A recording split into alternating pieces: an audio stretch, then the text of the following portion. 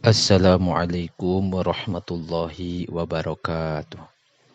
Bismillahirrahmanirrahim.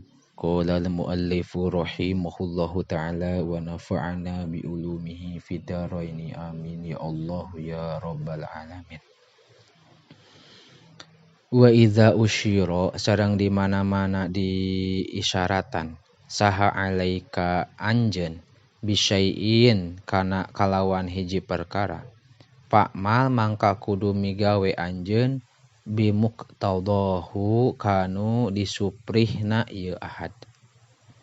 Wa fil hadisi sareng eta tetep dina hiji hadis istarsyidu kudu turut aranjeun al-aqila ka jalma anu berakal wala ta'suhu sareng ulah maksiat anjeun ka ieu akil ulah ngalawan ulah maksiat teh. Patandamu maka bakal nalang saaranjeun. Wa idastasyaraka sareng di mana-mana nyuprih isyarah ka anjeun.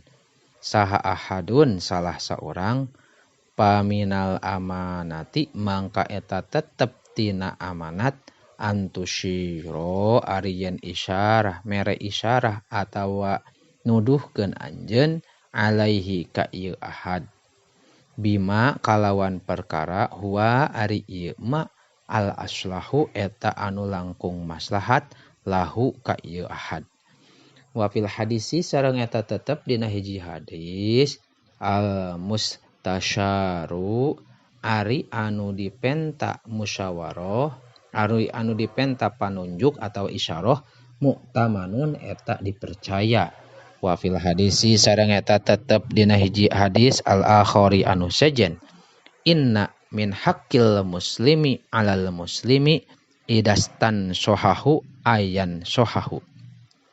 Inna min haqqil muslimi sayaktosna eta tetep tina hakna jalma muslim 'alal muslimi ka jalma muslim anu sejen idastan sohahu di mana-mana menta nasehat ieu muslim anu kahiji ka muslim anu kadua ayan sohahu maka mere nasehat ieu muslim anu kadua ka muslim anu kahiji. Tamma al juz'ut tsalitsu wa yalihi al juz'ur rabi'u.